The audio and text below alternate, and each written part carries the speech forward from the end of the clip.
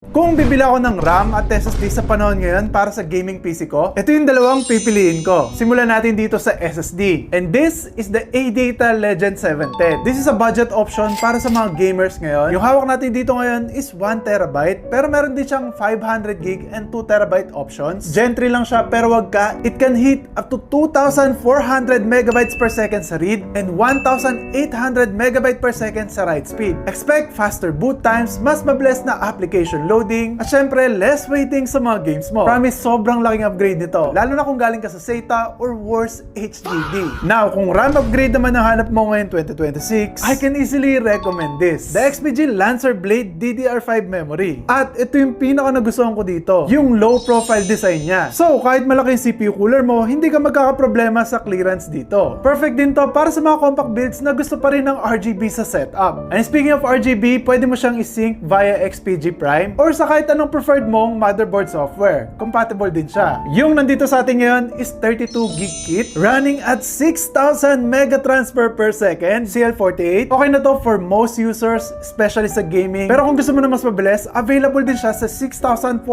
megatransfer na CL32. And syempre, compatible and stable ito both sa Intel at AMD. So, if you're planning to upgrade your PC this year, ito yung dalawang budget options na pwede kong i-recommend sa inyo. Peace.